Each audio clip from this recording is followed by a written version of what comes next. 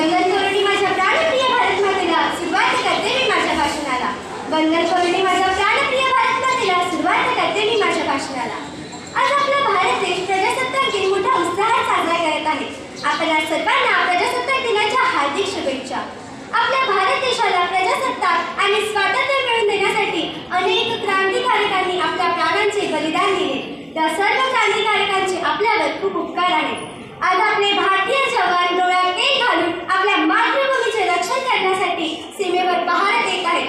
त्या सर्व क्रांतिकारकांना, जवानांना माझा कोटी कोटी प्रणाम, माझा कोटी कोटी प्रणाम. आपल्या भारत देशाचा प्रजासत्ताक दिन हा देशाच्या स्वातंत्र्य आणि लोकशाही मूल्यांचा उत्सव साजरा करण्याचा दिवस.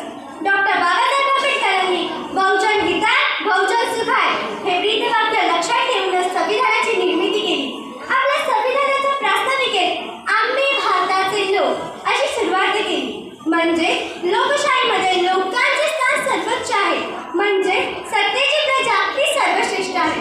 पण सध्याची परिस्थिती पाहता भारतीय लोकशाहीचा लोकप्रतिनिधी कसा असावा? लोकप्रतिनिधी हा विश्वासाला पात्र, स्वच्छ चारित्र्य, अभ्यासू, सुशिक्षित, जनसामान्याची जाण असणारा, कर्तव्यदक्ष आणि संघटन कौशल्य असणारा हवा. पण आजचे राजकारणी लोक हे लोकांचे प्रश्न सोडवण्याऐवजी स्वतःच्या वैयक्तिक आयुष्याबद्दल किंवा महापुरुषाच्या नावाने एकमेकांवर चिखलफेक करण्यातच आपले अधिवेशन गाजवतात.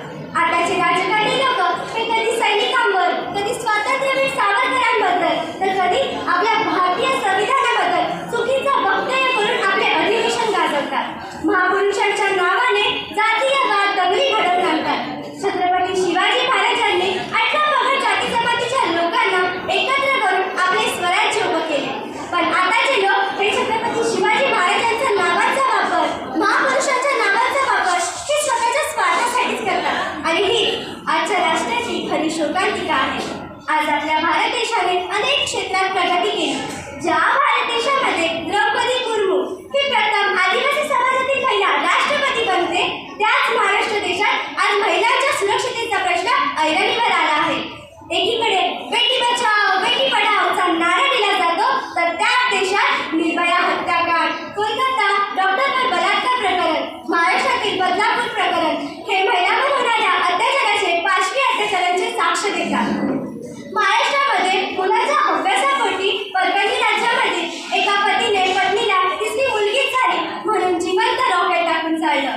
राज्यघटनेने महिलांना प्रत्येक गोष्टीत समानतेचा हक्क दिला आहे, शिक्षणाचा हक्क दिला आहे. पण भारत सरकारने महिलांवर होणाऱ्या या अत्याचार विरोधी काहीतरी काळजी घेतलीच पाहिजे.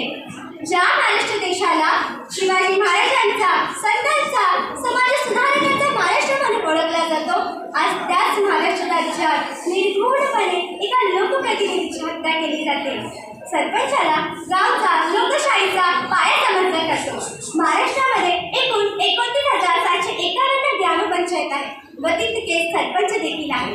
मसाजोगाचे सरपंच संतोष देशमुख यांची दिवसाढवळ्या निर्घृणपणे हत्या करण्यात आली. खरंच आपल्या सुरक्षा व्यवस्थेवर प्रश्न उभे राहिले आहेत. कोणता वारसा आपण भावी पिढीला देत आहोत? आपल्या भारतीय राज्यघटनेचे लोकशाही जर का आपल्याला टिकवून ठेवायची असेल तर आपल्याला स्त्रियांवर होणाऱ्या अत्याचाराला बंदी घातली पाहिजे आणि पक्षांतर बंदीचा कायदा देखील लागू केला पाहिजे. आपल्या देशात स्त्रियांवर होणाऱ्या अत्याचाराचा व स्त्री समानतेचे धडे प्रत्येक घरोघरी जाऊन दिले पाहिजे.